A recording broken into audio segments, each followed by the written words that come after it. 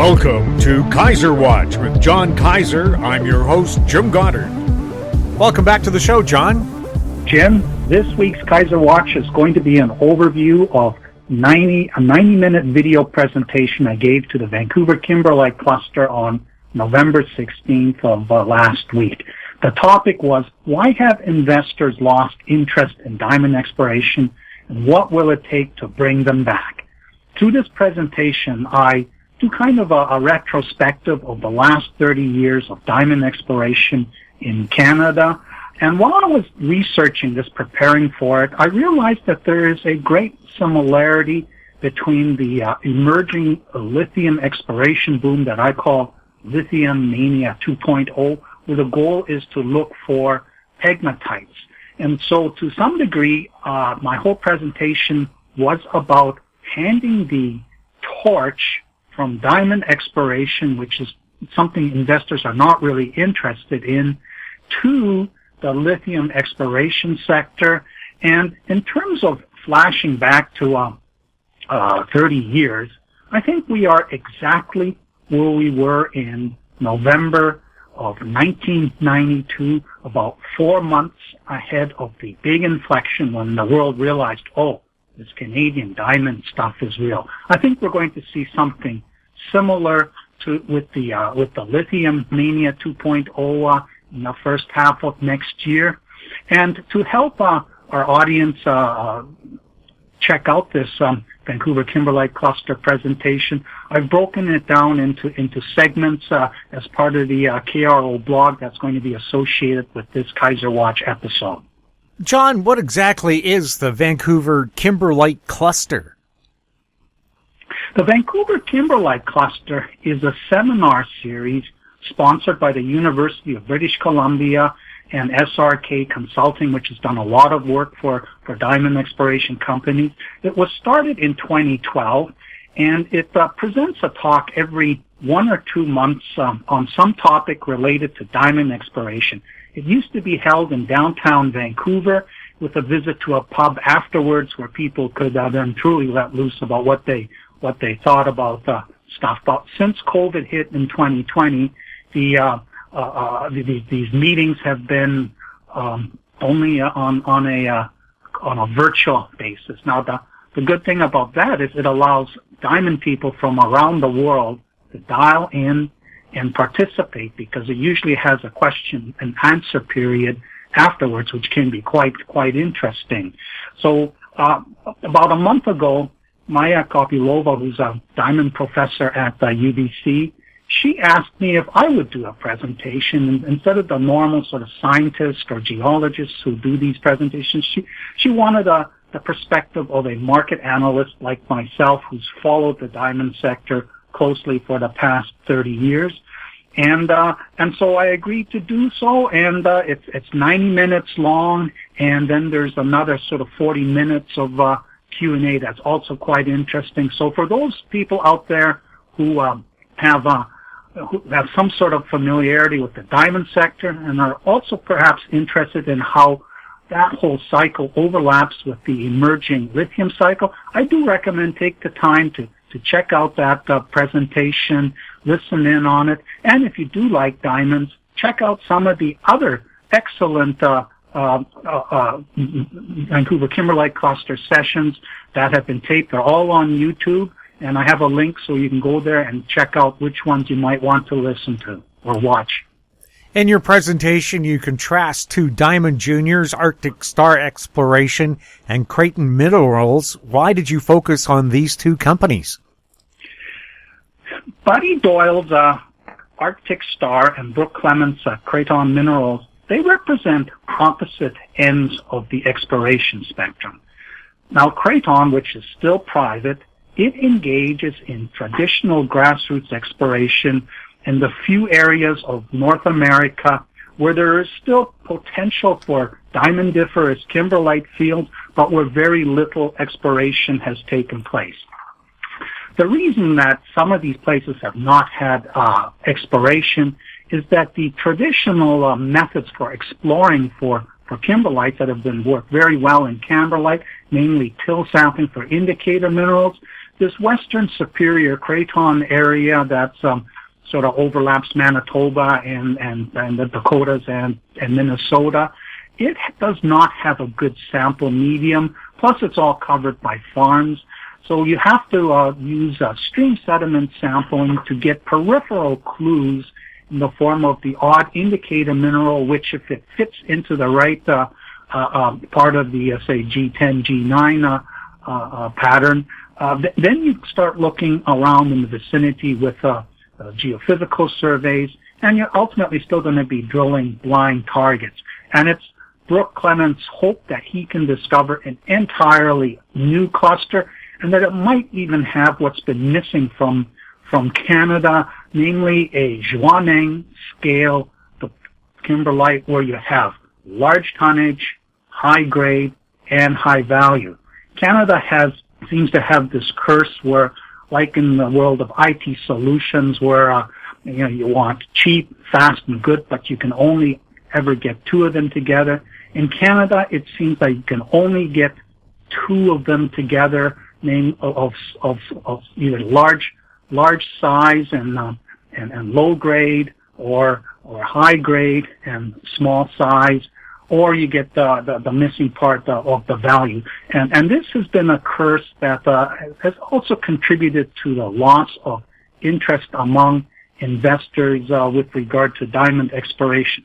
Now, Arctic Star, they've been exploring for diamonds in different parts of Canada and the world. They also have exposure in Finland for a couple decades and have not had a lot of luck. But in 2016, they were able to stake a block of claims that used to be called the Hardy Lake Block, that De Beers was amongst the first to stake during the rush that emerged in 1991 when Diamond broke the Ekati news. They staked this land position to the northeast of Ekati because they had some indicator mineral evidence that there were kimberlites to the northeast. And they, fairly quickly by 2000, they had discovered a couple dozen kimberlites. None of them were ever taken to mini bulk sampling to establish macro grade based on microdiamond analysis. And the size of what they were seeing, they just felt they did not have critical mass to support a standalone operation, and they finally let the claims lapse. It's a shame that they have not let all the data that they gathered into the public domain, but Arctic Star went in there, staked this land, and is doing a rethink type of approach. And in rethinking, you do two things. One, they're using more modern geophysical techniques to detect kimberlites that De Beers may have overlooked 20 years ago when it used the technology available at the time. And they are also considering revisiting some of these kimberlites that De Beers had discovered, such as Finley, the one on which they did the most work before giving up. And for a junior like Arctic Star, it's unlikely that a Sheahan scale deposit still exists in that what they call now the diagrass block, but they may find something good enough to continue to feed to either the Diavik or the Ekati operations. And both of those operations are approaching depletion within the next decade unless brownfields exploration comes up with something new and special that continue the diamond mining in Canada. In fact, in Canada in general is now on a declining curve in terms of diamond production. Now, Arctic Star has had success with the first strategy, namely looking for overlooked kimberlites. They found 5 of them. One of them, Sequoia. It's a fairly large sized body. It's an elongated body. And it seems to have a different chemistry than the usual G10, G9 chemistry. But the microdiamond data that they generated suggests a macro grade somewhere in the 20 to 60 CPHT range. And they discovered this last year, and that's when these results came out. This year they went back in and drilled additional holes. They are still waiting for the caustic fusion results. And apparently it may happen in the next few weeks. But what we'll be looking for is confirmation that indeed this microdiamond curve is projecting a decent grade. Now, 20 to 60 CPHT is not high grade, but the hope will be that there are good quality diamonds in there. And that's part of what the new rethink strategy for diamond exploration is maybe take a fresh look at some of these lower grade kimberlites that were discovered in the past and reassess them in terms of maybe they have higher quality diamonds than would have been evident just from looking at the micro diamond data that the initial drilling strategy would have generated. So the poster child for this type of rethink is Lucara and its Karo kimberlite. This was called AK6 when De Beers discovered it many decades ago. It's in northern Botswana, not that far from the giant Orapa pipe. But because it was small and apparently low grade, at the time they thought it was 5 to 10 CPHT, De Beers never really did anything with it. And eventually it sold it to another group, which ended up becoming part of Lucara. And Lucara put this into production and has sort of amazed the world by producing fabulous, what are called Type 2A diamonds. These are diamonds which are very large, can be over 200 carats. In this case, they've produced one called La Sidi La Rona. It's about 1,100 carats. It's like a $50 million diamond. And we didn't really hear much of this until the last decade when the GIA's Evan Smith started doing a study of all these big diamonds and developed this theory that these so-called Type 2A diamonds, which have zero nitrogen in them, come from very deep in the mantle, unlike the more traditional populations of diamonds, the eclogitic paragenesis and the peridothitic paragenesis. Those form in the lithosphere, whereas the mantle is like a metallic melt beneath the mantle, and that's actually where kimberlite magmas initially start. And as they travel upwards, they engulf, and when they encounter in the diamond stability field these different populations, such as the eclogitic or the peridothitic group, they will entrain these diamonds and eventually bring them to the surface. And being able to sort of predict whether or not you're going to have these high-value diamonds, that's become kind of a holy grail for the academic community and for the exploration community. Because, working in Canada, say, with a 5 to 10 CPHT kimberlite, that's going to be a tough slog. But if it's maybe a 20 to 60 CPHT kimberlite, and there is a subpopulation of Type 2A diamonds present, then it might be worthwhile to do the bulk sampling needed to confirm the presence of these and show that, yes, this can be mined and produce an economic cash flow from a diamond mine, and perhaps revive or continue Canada's role as a diamond producer. What is the main message of your Vancouver Kimberlite Cluster presentation? The main message is that investors are not interested in betting on a new kimberlite field or cluster discovery because of the long and expensive timeline needed to demonstrate economic value, which always, in the case of diamonds, requires bulk sampling.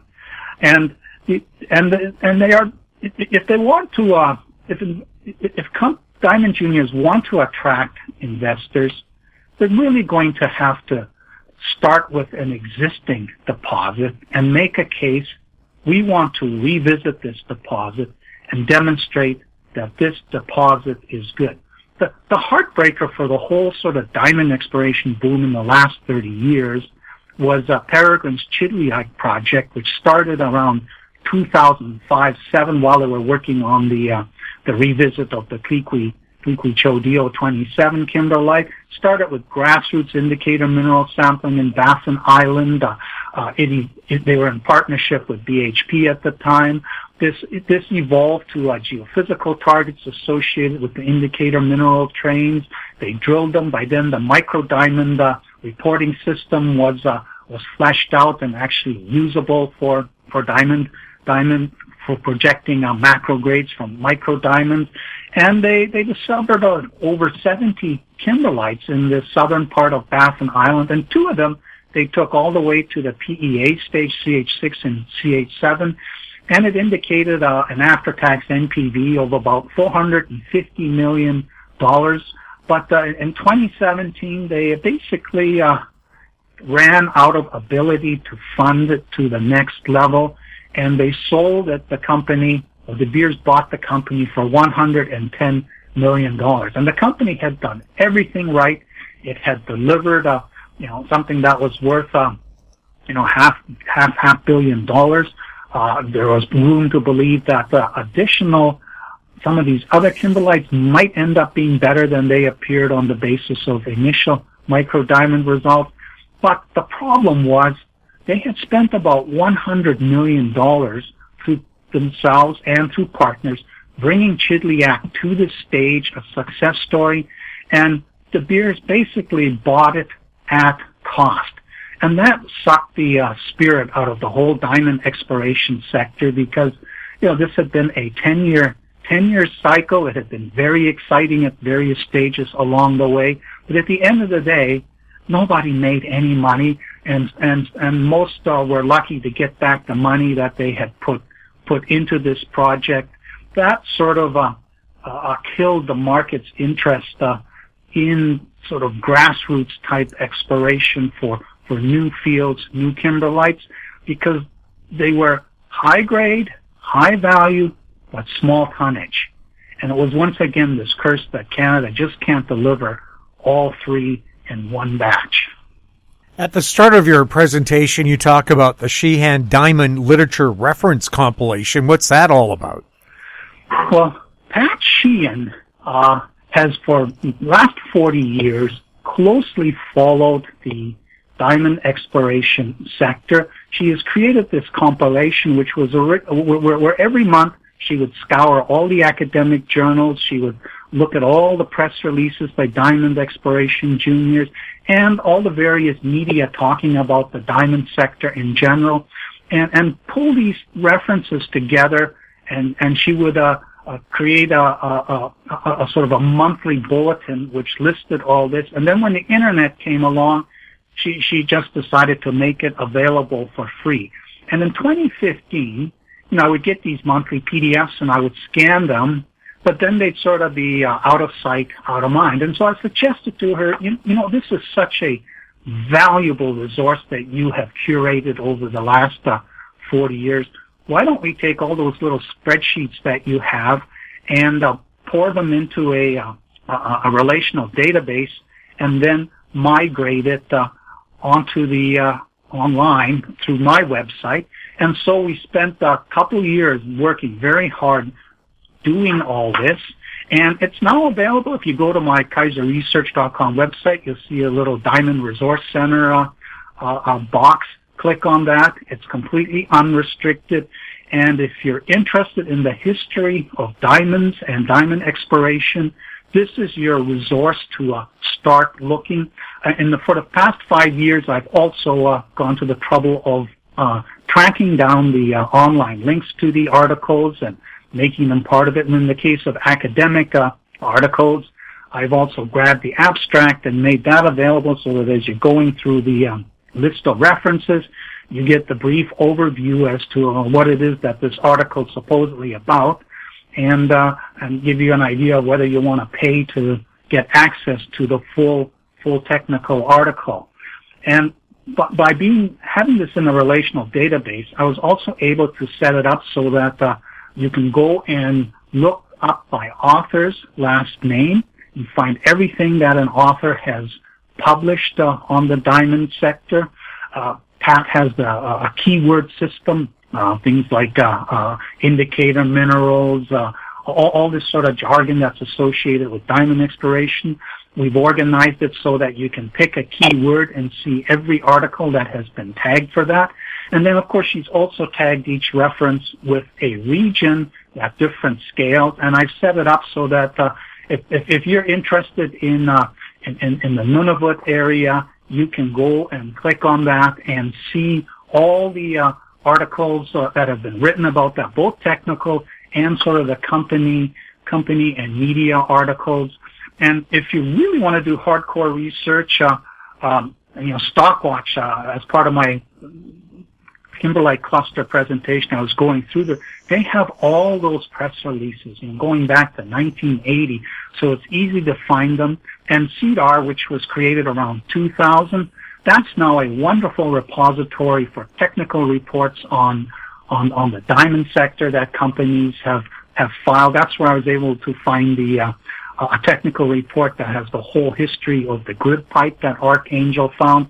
So unfortunately, Pat in May discovered that she has terminal cancer and has had to stop doing the diamond compilation. And she also, in 1993, she was pivotal in jump-starting the diamond exploration boom when she organized a short course, brought in all these experts. And this was hugely popular with all these resource juniors, geologists who really knew nothing about diamonds, which were like something that was pretty inexpensive at the time to most Canadian geologists. And then she, for the last 30 years, has run the PDAC Diamond Technical Session. It would be an afternoon of fascinating talks. I've managed to catch every single one of them since that was started, and it would cover both diamond market issues and exploration issues. It was always fascinating. These are always well attended. On my website, I've got a tribute collection of what people have written about the way she has impacted a huge range of people.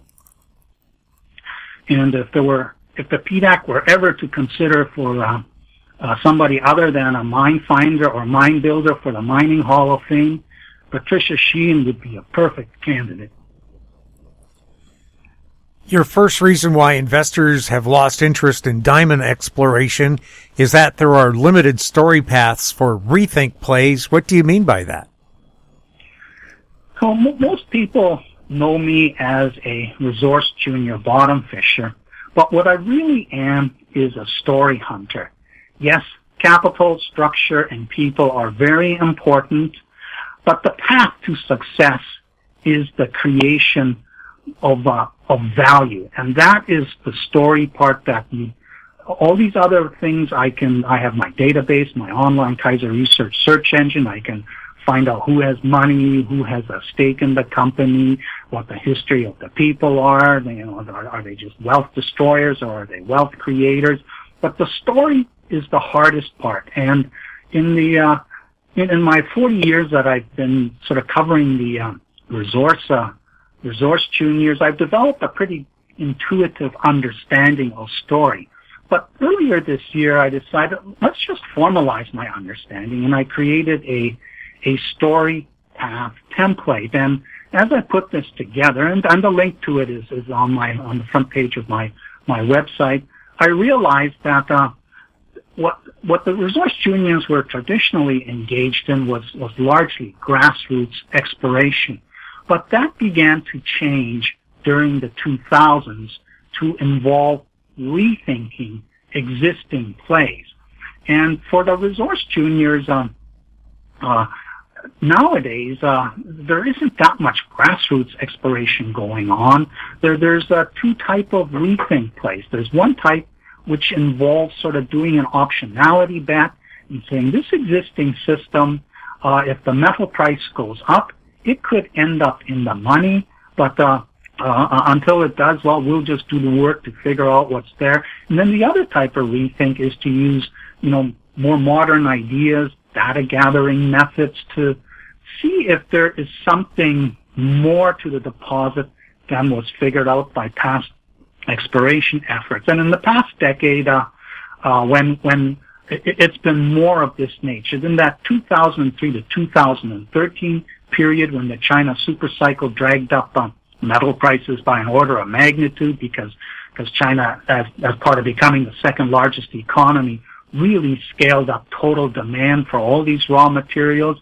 All these deposits that had been found in the past, most of the 100 buyouts of juniors, it involved getting hold of a forgotten deposit and demonstrating that this was feasible in the higher real prices, because until around 2003, base metal prices in particular had been in a long-term real price decline, which was not really good for exploration. But all of a sudden, when China came along and expanded the global economy in a big way, the real price finally went up. But metal prices have largely been flat in the past decade, and so the focus has been more, okay, we need to find something bigger and better about the known system that works with the metal prices that we have.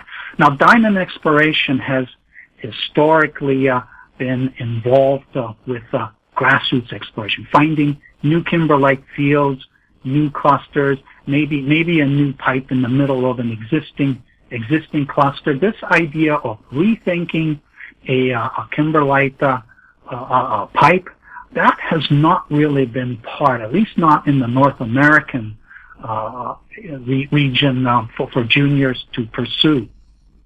So there really is only one story path available for the diamond explorers right now, and that's still traditional grassroots type exploration. I'm trying to make a case that rethinking known systems in terms of higher value potential is the way forward to revive interest in diamond exploration. But the problem is there is really no easy and cheap way to create an argument early on that this body has potential for these higher value type 2A diamonds, or even just plain larger diamonds. Give us the money to bulk sample and demonstrate it. This argument just isn't really there. So all these rethink type story paths, except for special cases such as the Diagrass project of Arctic Star, where it's next door to the leading diamond mine and infrastructures all there, that really doesn't apply to the diamond exploration juniors. Does lithium share this rethink story path obstacle? The lithium sector, every story path is available. All the rethink types, all the grassroots types. So there's no such obstacle that you have to do grassroots exploration to find something big. Now what a lot of people don't understand is how novel, how new lithium exploration really is. Back in the 90s, when Diamet discovered Icati and unleashed this tremendous 30-year exploration boom, the rough diamond market was worth about $6 to $8 billion. And last year, that had grown only to $14 billion. Lithium, 7 years ago in 2015, was only a $1 billion market. In 2005, it was a market worth only $100 to $200 million. Lithium pegmatites were often encountered while exploring for base metals or precious metals, and because the lithium market back in the earlier decades, the primary usage was by the glassware and ceramics sector, and it was adequately supplied by the giant Greenbushes deposit in Western Australia, and also by the Chilean brines, which started to come on stream in the 90s. So there was no interest in these lithium pegmatites. They would document and say, yeah, this is a lithium pegmatite that has some lithium, cesium, tantalum, and some of them were mined for tantalum and cesium, but nothing was done with the lithium at the time. So there is this abundance of documented pegmatites in traditional gold and base metal exploration regions, such as in Western Australia, in Canada, in Brazil, in Scandinavia, in parts of Africa, West Africa, and Southern Africa, where these lithium pegmatites were found, but nothing really could be done with them. But in 2015, Lithium Mania 1.0 broke out when people started to realize this electric vehicle story is starting to get legs. And And there was a scramble for these lithium brine projects in the lithium triangle of South America, but also in Western Australia, where a lot of these pegmatites had been observed. The Australians were very quick to stake them, acquire them, and demonstrate, yeah, these have a pretty good lithium content. Let's develop them. In fact, they were so good at it that the lithium price crashed from the $10, $12 a pound range for lithium carbonate all the way below $3 by 2018, where it was basically limping along, making all these lithium projects worthless until last year, when it became apparent that the oversupply that the Australians created had been completely chewed up by the growth of the electric vehicle market. And now we have lithium carbonate prices at $36 a pound. It's up over 10 times. And this has sparked a brand new hunt for lithium, because the number crunching done by groups like Benchmark or Rio Tinto about how much lithium will be needed to achieve the policy goals of replacing internal combustion engine car sales entirely by electric vehicle sales by 2035. And regardless what battery you're going to be using, lithium will be part of it. You need a tenfold expansion of the lithium market that we had last year, which was about 100,000 tons of lithium metal, which at the average price of $15 a pound was an $18 billion market. This year it's going to be a $36 billion market. And with the supply supposed to expand tenfold, obviously the $35 price, while we may even see higher interim prices, that's not a realistic price for the long run, because a lithium car is not going to be affordable to the masses. Something like $10, $15 a pound is a more reasonable long-term target. But at that price, any of these pegmatites that are 1% or higher lithium oxide, they are development candidates. And when you consider that we need 10 times more, and you're going to have a price of probably $10 a pound to make the EV replacement of ICE cars possible, you're talking about a $100 to $200 billion market. That's 100 times bigger than the 100 million that it was back in 2005. That puts it in the league of gold, copper, and even close to aluminum in terms of value for a commodity. So Lithium Mania 2.0 is this massive awakening by the car makers, the gigafactory makers, where's all this lithium supposed to come from to feed these battery factories and make these lithium-ion batteries that are supposed to go into all these electric vehicles? And this is where the whole lithium story is different from diamonds. Diamonds, they increase with their price increases with inflation and follows macroeconomic trends. When we're in a recession, diamond prices sag because consumers can't afford the luxury of an additional piece of jewelry. But this lithium thing, this is a thing driven by technology innovation and the policy mandate of mitigating climate change by shifting away from fossil fuel combustion to other forms of energy, and which means, of course, getting rid of gasoline and diesel-powered cars.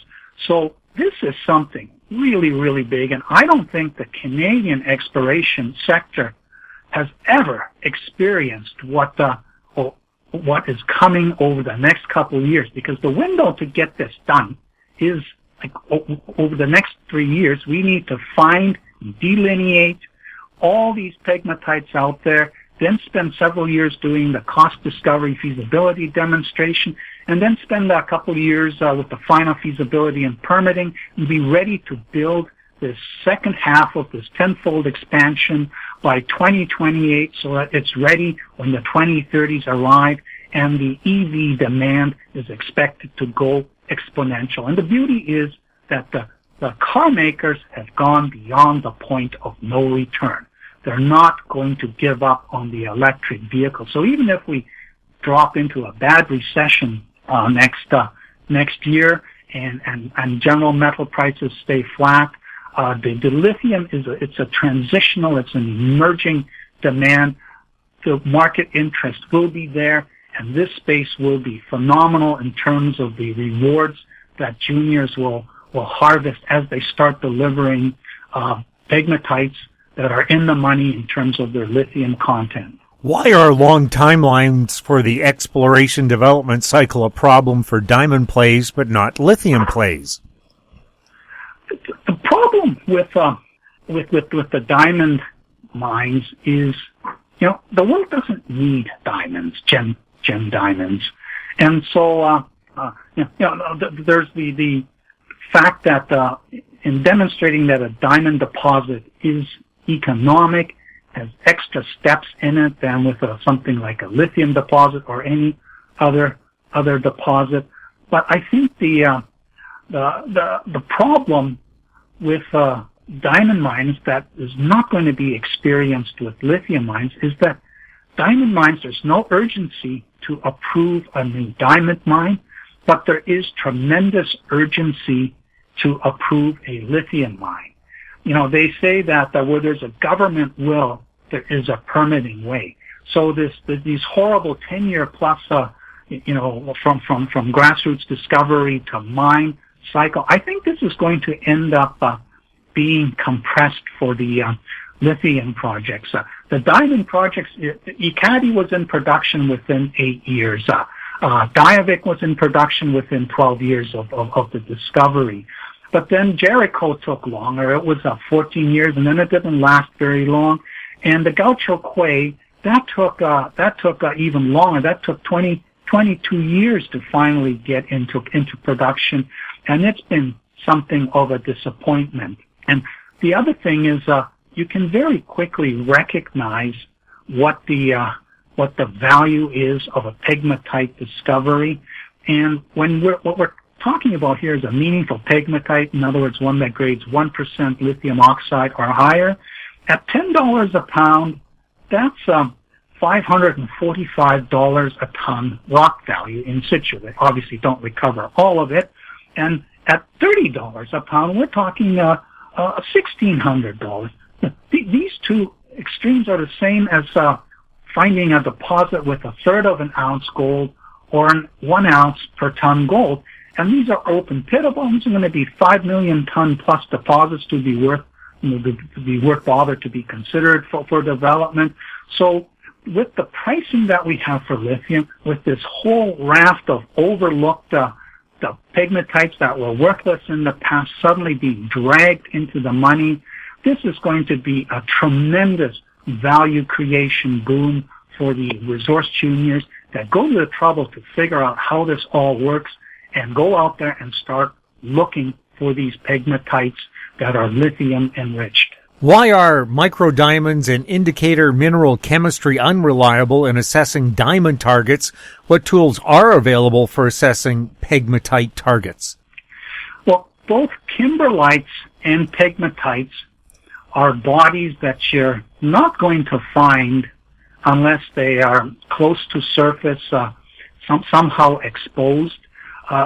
Pegmatites are a combination of quartz and feldspar that start off as within a granitoid magma in a continental collision setting, and as the magma sits there and cooks, portions of it will wander away from it, and as it wanders farther away from it, something called fractionation happens, which causes the various elements like lithium, cesium, and tantalum and others like rubidium to be enriched within the magma.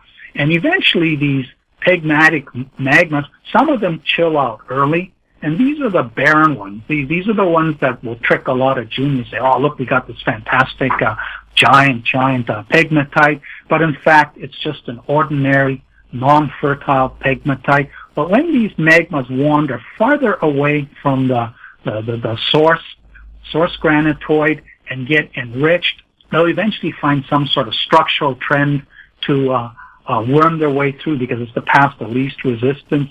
And when they chill, they'll form these so either dike-like or elongated deposits, and where erosion has exposed them at surface, they will often be visible. You can see them. Not all of them end up being sort of sticking out of the ground. Some end up because of other topographical reasons, end up being hidden in swamps or in a lake or covered by overburden. But you cannot see them with geophysical surveys.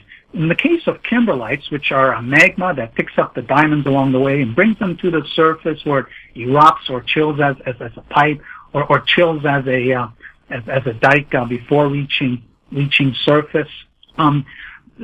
These you can see, these pipes you can see with geophysical surveys, but pegmatites are quite invisible to geophysical surveys. Now, companies will do geophysical surveys, not because they're going to expect to see some cigar that they can go and drill and then turn into a lithium-enriched pegmatite, but they're looking for structures that may have been emplacement conduits for these pegmatites so that they can go in the area and peel back the moss or maybe do some shallow grit drilling to see if there's one just beneath all the overburden and discover them that way.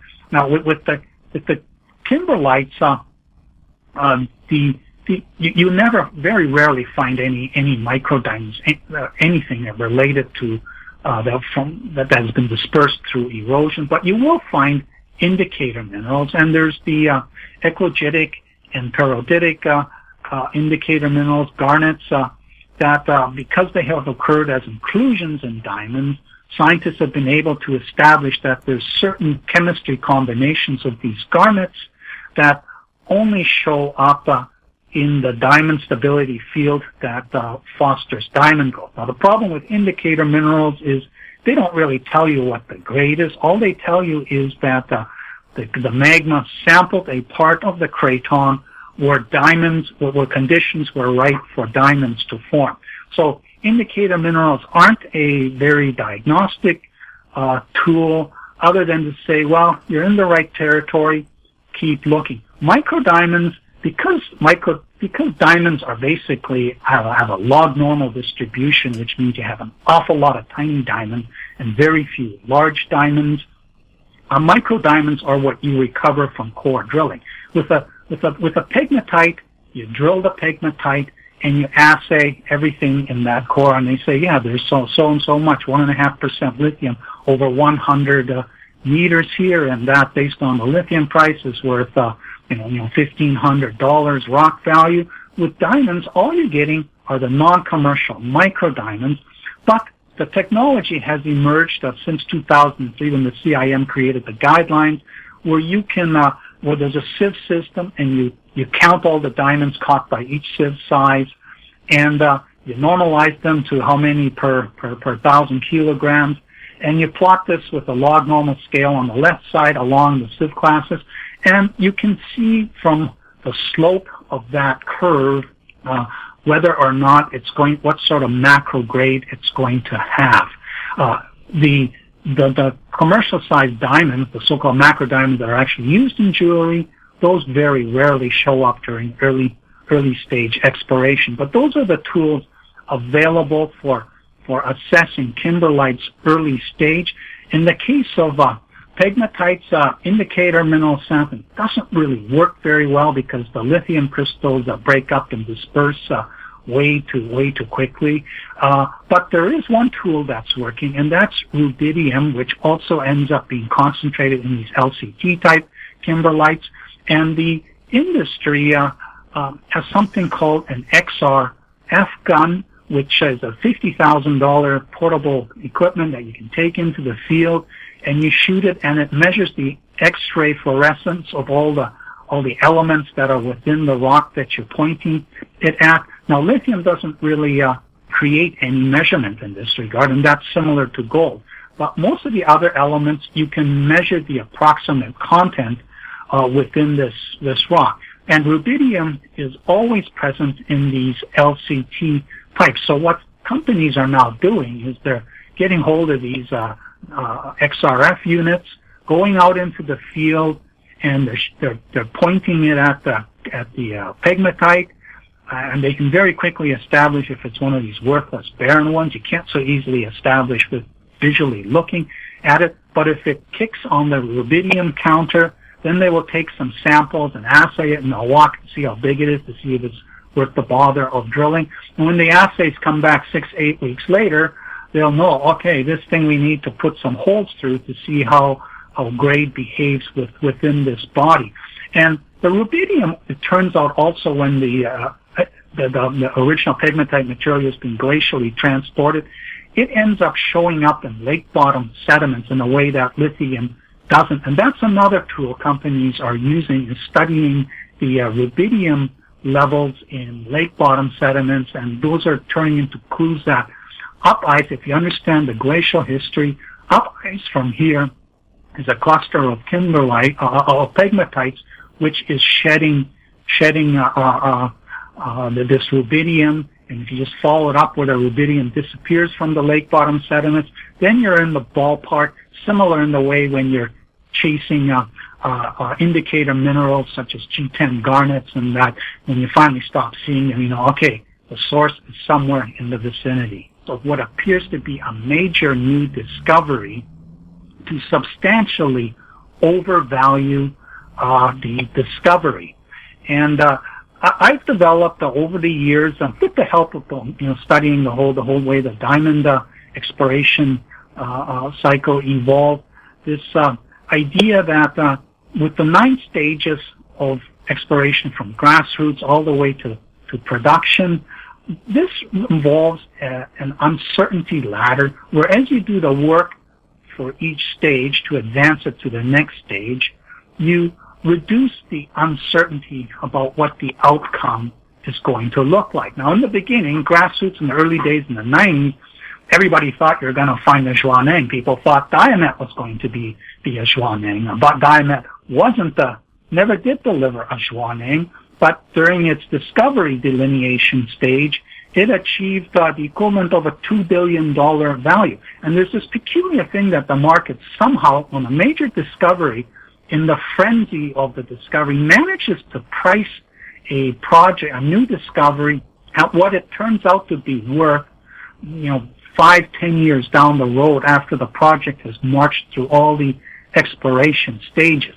And the reason this happens is, as you do all the work, find the limits of the deposit and see what it is, you plug in the numbers, you do your little outcome visualization such as I do, you start seeing what the value limit of this project is.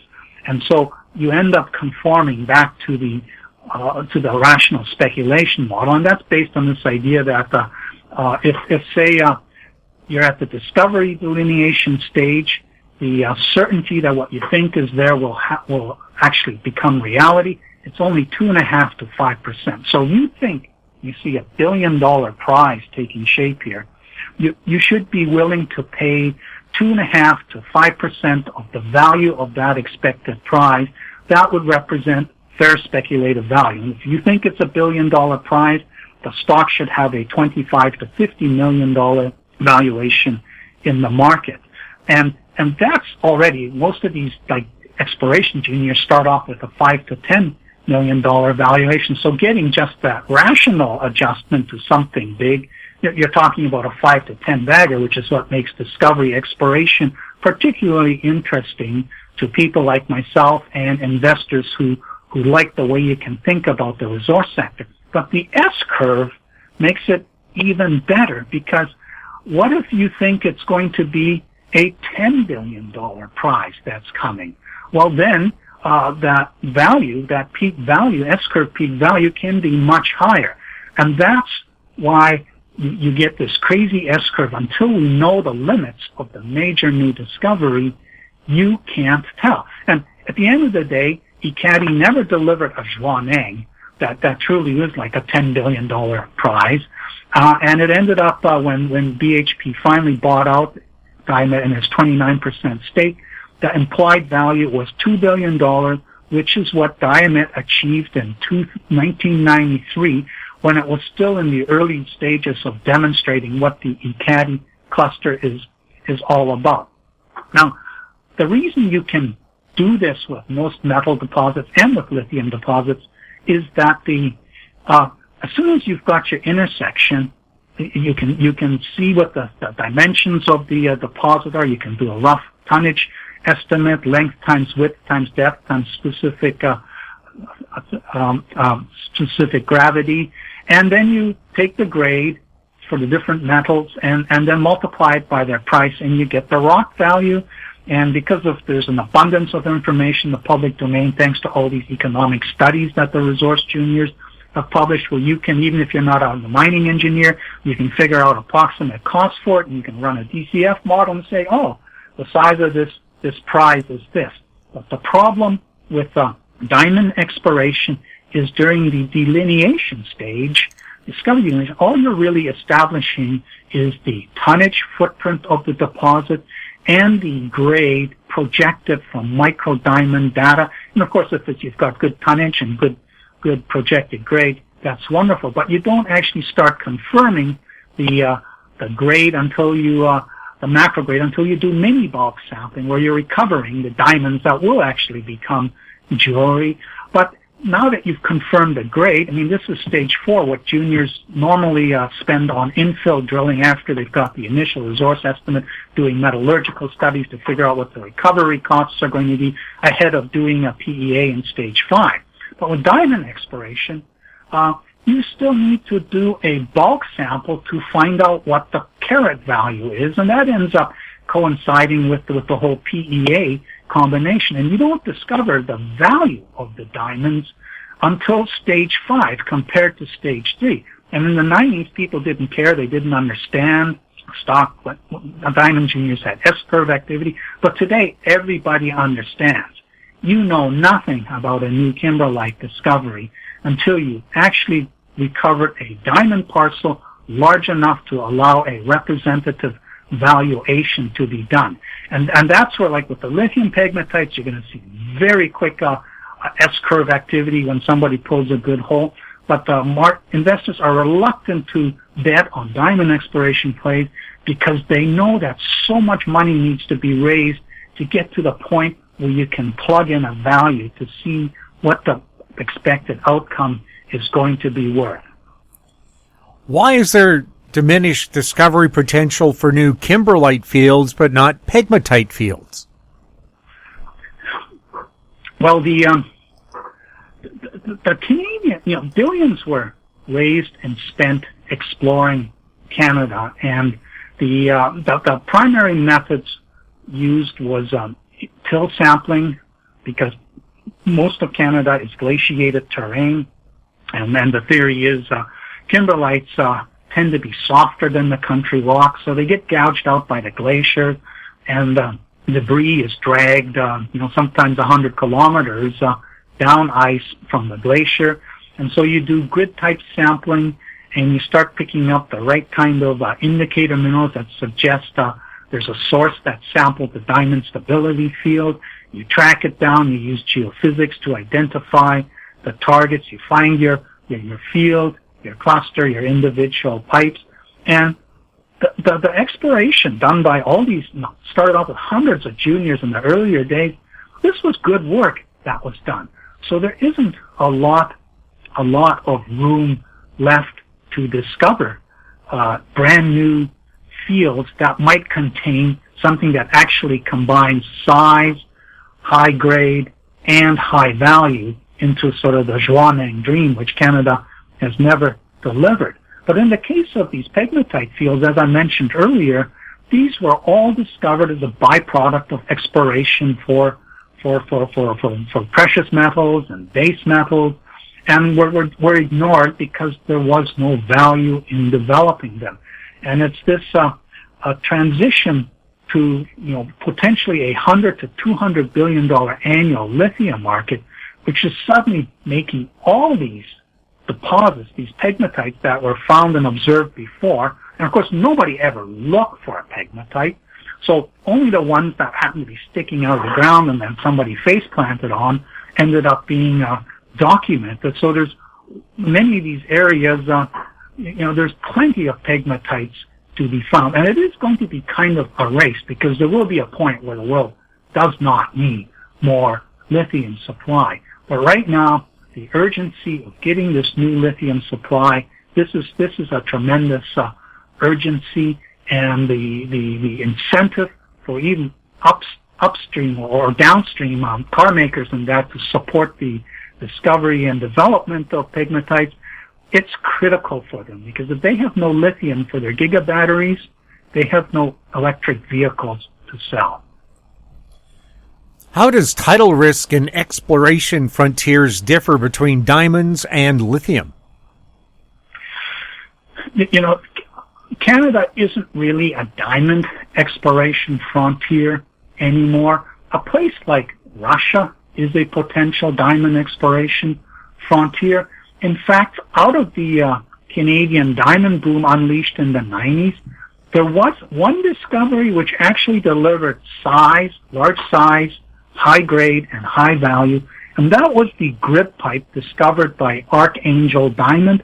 It's east of Finland in the Archangel district of Russia. De Beers spent over $35 million in Archangel to demonstrate the feasibility of this project. But at the end of the day, the 49% interest that Archangel was supposed to get, they never got it.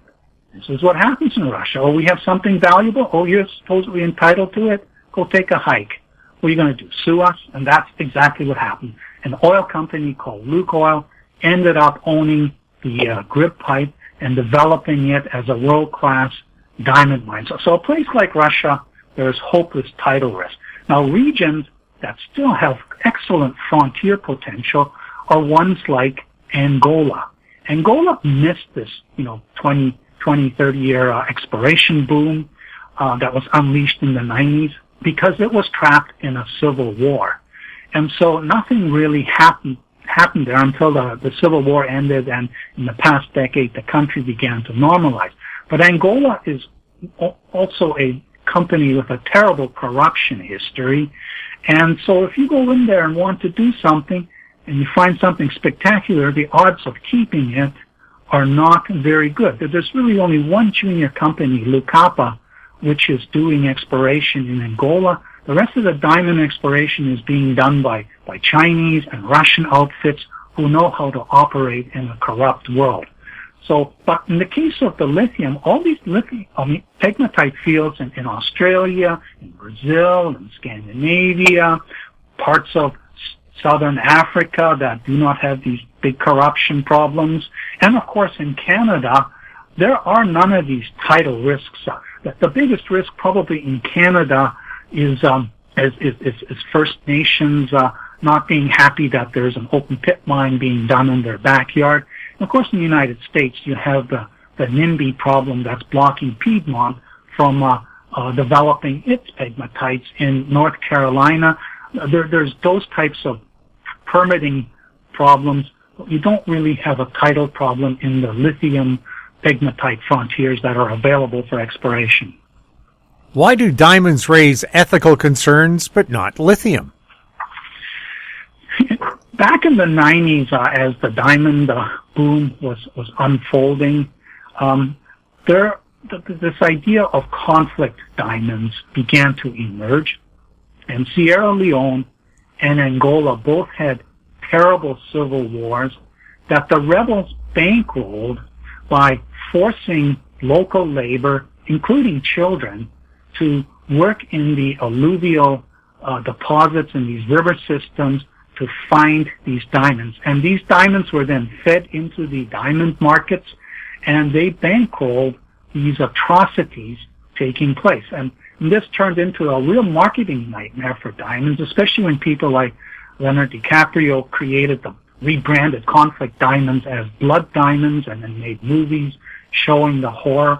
And the diamond industry was absolutely horrified, and it developed the Kimberlite process as a way of certifying the source of diamonds coming from legitimate, permitted, and government-supervised mines, so that consumers would not worry that when they go to Tiffany's and buy a piece of diamond jewelry, that they have somehow indirectly bankrolled atrocities.